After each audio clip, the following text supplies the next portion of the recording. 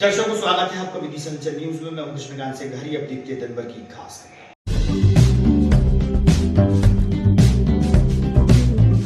उमरिया से फसल काटने आए मजदूरों को नहीं मिली मेहनताना राशि, परेशान होकर पहुंचे जिला मुख्यालय।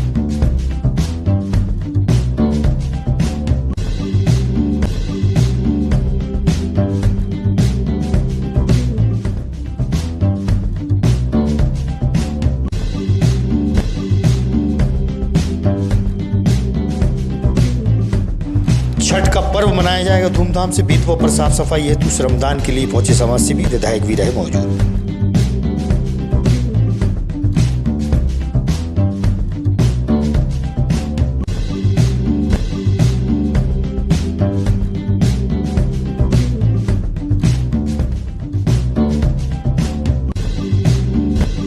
और शासकीय उत्कृष्ट विद्यालय में सभी स्कूलों के प्राचार्यों की हुई महत्वपूर्ण बैठक।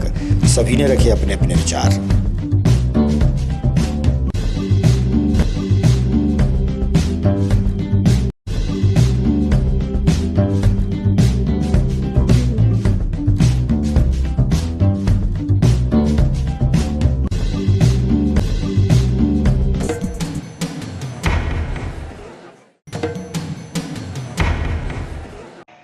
अब खबर विस्तार से। उमरिया जिले से बड़ी संख्या में मजदूर फसल काटने सिरौंजा आए थे।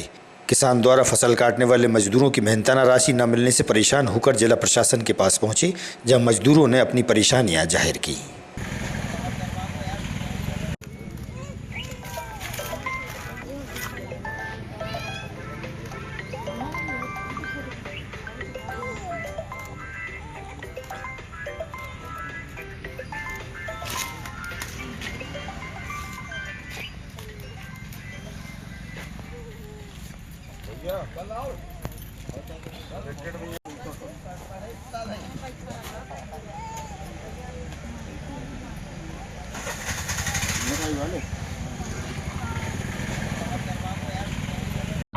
सीलू।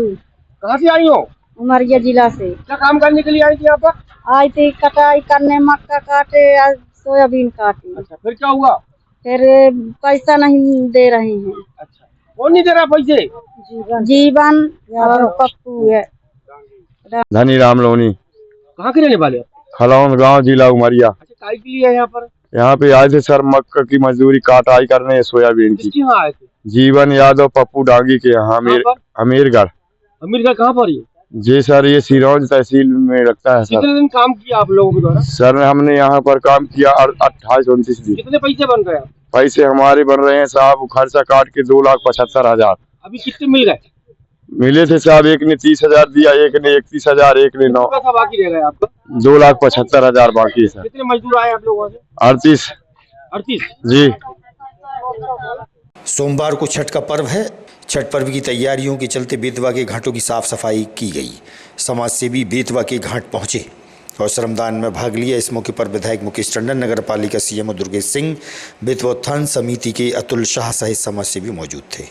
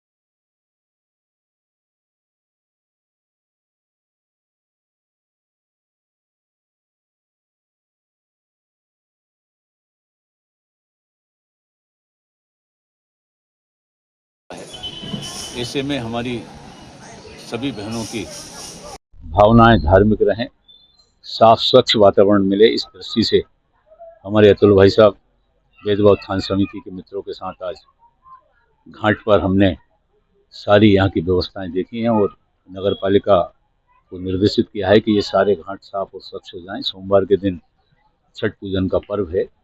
साथ में ये भी तय किया है कि ये यहाँ साफ और स्वच्छता निरंतर बनी रहे, इसके लिए भी संपूर्ण कार्य योजना भेदभाव उत्थान समिति के साथ मिलकर और बाकी सामाजिक संगठनों के साथ मिलकर और नगर पालिका की सहयोगी भूमिका में बने। साथ में नदी में जो जिस प्रकार से पॉलीथीन चरण तीर्थ पर बिखरा पड़ा हुआ है नदी के अंदर, तो होमगार्ड कमांडेंट को मैंने निर्देशित किया है कि वो अपनी टीम को भेजकर नगर पालिका की टीम उसमें शामिल हो जाए, हमारी भेदभाव उत्थान समिति के हमारे साथी उसमें जाएं, उसको सबको इकट्ठा करवा दें ताकि ये कल करती हुई हमारी भेदभाव साफ और स्वच्छ हो पाए। साथ में यहाँ पर एक और बड़ी समस्या हमारी बहनों के लिए बाथरूम की समस्या है, उसका निदान भी हो जाए। ये जो अटल उद्यान में जो बाथरूम बनी है वो साफ स्वच्छ होके वो यहाँ पे जो स्नान करने श्रद्धालु आते हैं हमारे बहनों भाई, उनके लिए उपलब्ध हो जाए, ये निर्देश भी यहाँ पे दिए हैं। विदिशा साफ और स्वच्छ बने, एक बार फिर विदिशा खड़ा हो, विदिशा का जनमानस इसके लिए तैयार हो। ये अभियान के रूप में सभी सामाजिक संगठनों के साथ, सभी राजनीतिक मित्रों के साथ, सभी जनप्रतिनिधियों के साथ मिलकर एक बार फिर हम प्रयास करने जा रहे हैं और उसके लिए डीएम से भी बात हमने की है। हमारे लोकप्रिय नेता आदरणीय भाई साहब, देश के कृषि मंत्री आदरणीय भाई साहब शिवराज सिंह जी चौहान का भी जो विजन है कि विदिशा ग्रीन और साफ और स्वच्छ बने, इस अभियान को जो उन्होंने निर्देशित किया है, अभियान के रूप में उन्हीं के मार्गदर्शन में चलकर इस विदिशा को इंदौर में जैसे साफ और स्वच्छता का वातावरण है, ऐसा साफ और स्वच्छ वातावरण हमारे शहर में बने, ये प्रयास हमने आज से शुरू किया है। मेरा आप लोगों से भी निवेदन है, शहर के नागरिकों से भी विनम्र प्रार्थना है कि अपने घर का कचरा अपने घर में एक निश्चित स्थान पर डस्टबिन रखकर संग्रहित करें और नगर पालिका का जो वाहन आता है उसमें उस कचरे को डालें, ताकि आपके द्वारा कूड़े पे फेंकने के कारण जो गंदगी होती है वो गंदगी सिर्फ शहर को वातावरण खराब नहीं करती, गंदगी आपके स्वास्थ्य को प्रभावित करती है। हमने देखा होगा पिछले बार जिस प्रकार से डेंगू का प्रकोप हमारे इस विदिशा शहर को दंत झेलना पड़ा, ऐसा अब ना झेलना पड़े। हमारी जो है मौसमी बीमारियाँ जो है जन्म लेती हैं, जिसके कारण हमारे खासकर बच्चे बहुत प्रभावित होते हैं और माताओं को भी भारी परेशानी का सामना करना पड़ता है। इसलिए मेरा सभी से निवेदन है, व्यापारी साथियों से भी निवेदन है कि डस्टबिन जरूर रखें, आपके डस्टबिन में आप रखें।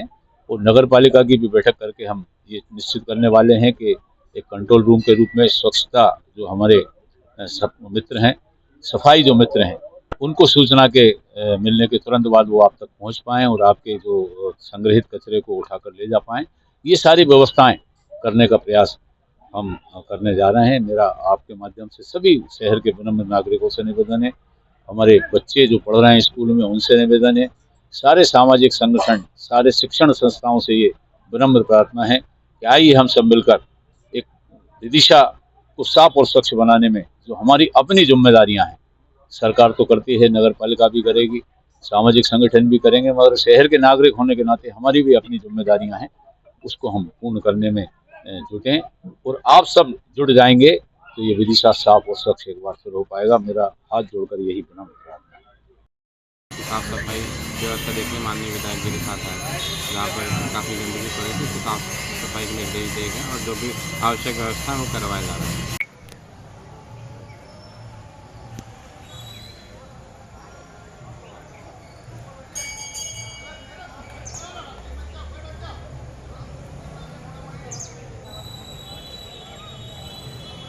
आज जीवन दायिनी निर्देश को लेकर आए और क्या अपन एक यहाँ पर खाका तैयार कर रहे हैं। आज विदिशा क्षेत्र के माननीय विधायक श्री मुकेश टंडन जी ने छठ जो पर्व हमारा भोजपुरी समाज लोग व्यवस्थित ढंग से यहाँ पर मना सकें, इसकी व्यवस्थाओं को देखने आए थे। तो यहाँ पर पूरी साफ सफाई घाट पर पाई गई, लेकिन उन्होंने जो चरण तीर्थ तरफ गंदगी थी उसको साफ करने के निर्देश दिए। इसके साथ ही यहाँ पर एक चेंजिंग रूम और बाथरूम महिलाओं के लिए बन जाए, इसके उन्होंने निर्देश दिए। बेतवा में जो कल कर बेतवा बहने लगे, जो लोग निर्माल्य सामग्री ब्रिज के ऊपर से डालते हैं, तो यहाँ एक यदि जाली बन जाए ब्रिज पर तो वो नदी में न डाले, क्योंकि यही कचरा फिर चरण तीर्थ तरफ जाता है। तो हमारा आपके माध्यम से ये अनुरोध है नागरिकों से कि माँ बेतवा जिसका हम पानी प्रतिदिन देते हैं, इसको स्वच्छ रखने के लिए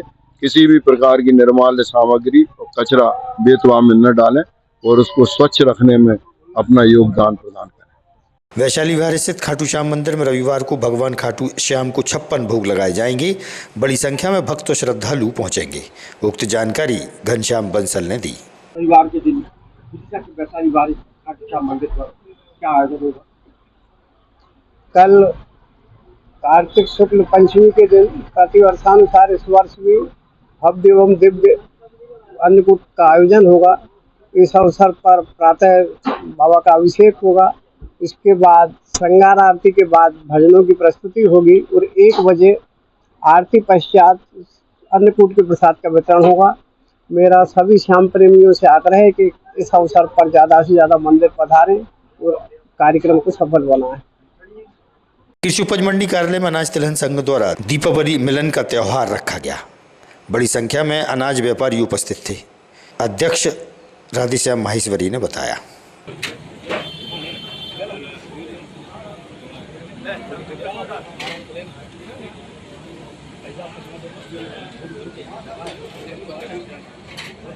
परिचय देते हुए आज का कार्यक्रम उसके बारे में बताएंगे। मैं महेंद्र जैन, महामंत्री अनाज तिलहन व्यापार संघ। परंपरागत कई वर्षों से चला आ रहा है हमारा दीपावली मिलन समारोह। आज हमारे अनाज तिलहन संघ की ओर से हम लोगों ने सबको मिलन समारोह में आयोजित बुलाया है। सभी लोग हर्षोल्लास के साथ मिलते जुलते हैं, अपने भेदभाव मनभेद सब दूर होते हैं। ये मिलन समारोह। कितने व्यापारी होंगे अनाज तिलहन संघ? 290 व्यापारी करीब हम लोगों के अनाज तिलहन संघ। तिलहन संघ व्यापार उत्थान कल्याण समिति के द्वारा आज किस तरीके का यहाँ पर पुरानी मंडी के कार्यालय में कोई कार्यक्रम रखा है? प्रतिवर्ष अनुसार दीपावली मिलन समारोह अनाज तिलहन व्यापार संघ का एक कार्यक्रम होता है, जिसमें सभी व्यापारी, व्यापार महासंघ के सदस्य, वरिष्ठ नेतागण, मंडी के अधिकारी, कर्मचारी सभी को दीपावली की शुभकामनाएं देते हैं। आपस में मिलन होता है। आज मंडी बंद है, इसलिए व्यापक स्तर पर 3-4 घंटे कार्यक्रम चलेगा और आपसी में सद्भावनाएं और सभी दीपावली की शुभकामनाएं देंगे। इसलिए ये प्रतिवर्ष कार्यक्रम आयोजित किया जाता है।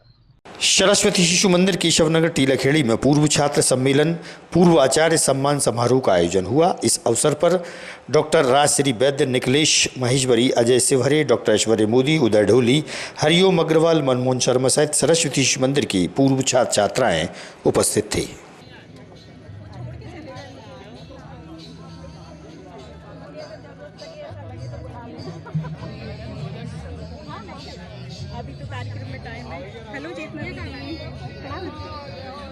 कुछ कर सकते हैं तो केवल इतना करिए कि जो गौ माताएं बांग्लादेश कटने के लिए जाती इनको रोक दो। ये शिशु मंदिर की बहनों के अंदर ये भावना कैसे आ गई?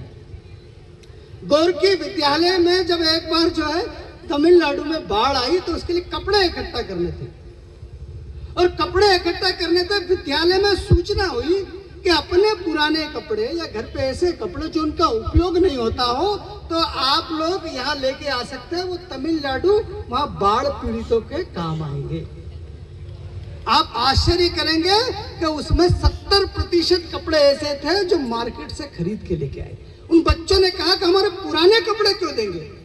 और ये शिशु मंदिर में ही संभव हो सकता है और कहीं नहीं।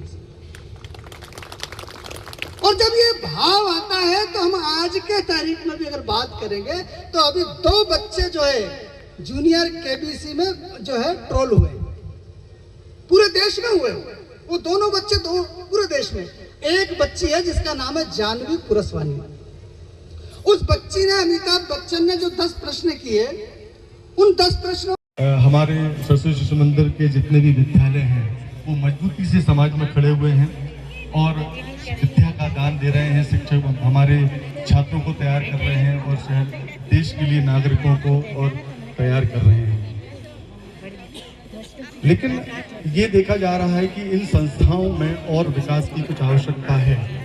कुछ और वैल्यू एडेड सर्विसेज इसमें जोड़ने की ज़रूरत है, जिससे हमारे सरस्वती शिशु मंदिर के जितने भी विद्यालय हैं वो मजबूती से समाज में खड़े हुए हैं और विद्या का दान दे रहे हैं। शिक्षक हमारे छात्रों को तैयार कर रहे हैं और शहर देश के लिए नागरिकों को और तैयार कर रहे हैं।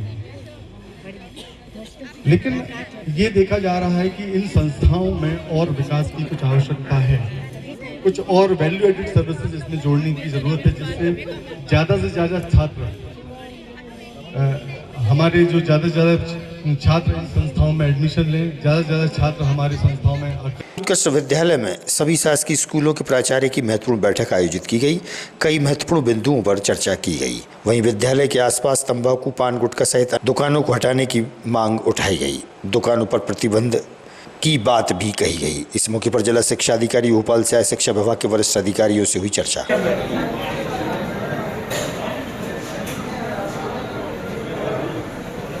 हमारे जिले से मलेरिया अधिकारी डॉक्टर शर्मा जी उपस्थित हैं। वो आपसे 15 मिनट चर्चा करेंगे और तंबाकू के संबंध में काफी बड़ी मात्रा में स्कूल घोषित हुए हैं, उनका फरवरी कन्वर्जन भी हुआ है। ठीक है, तो ये जिला भी इनिशिएटिव लेकर के वो ऐसा काम कर सकता है। धन्यवाद। आज एक्सलेंस में 2 तरह की बैठक हुई है। एक शासन की योजनाएं और परीक्षा परिणाम की समीक्षा की गई है। साथ में ही तंबाकू मुक्त विद्यालय कैसे हो इसकी समीक्षा की गई है और हर विद्यालय से 100 मीटर की दूरी तक न कोई तंबाकू अथवा उत्पाद बिकना चाहिए और उसकी सीमाएं निश्चित की जानी चाहिए। सभागार में किस तरीके का आयोजन? आज जिले के जो प्राचार्य हैं सभी हाई स्कूल हायर सेकेंडरी के, उनको बुलाया गया है। जो त्रैमासिक परीक्षा हुई थी उस परीक्षा फल पे आज समीक्षा हुई है। जिनके परीक्षा फल कमजोर रहे हैं उनके लिए आगामी परीक्षाओं में क्या रणनीति बनाना है, क्या तैयारी करना है, जिससे हमारे जिले का परीक्षा फल बहुत बेहतर हो सके, उस पर विस्तार से चर्चा हुई है। इसके अलावा जो इस पर भी हमारी विस्तार चर्चा हुई है। इस संबंध में हमारे DPI से श्री नेमाजी भी आए हैं, उन्होंने भी विस्तृत चर्चा की है। और आज जो तंबाकू नियंत्रण के संबंध में जो डॉक्टर टीकाराम शर्मा जी हैं वो भी आए हुए हैं और इस संबंध में विस्तार चर्चा करी है। आगामी खबरों के लिए आप देखते रहिएगा विधि संचल न्यूज। हमें दीजिए इजाजत। नमस्कार।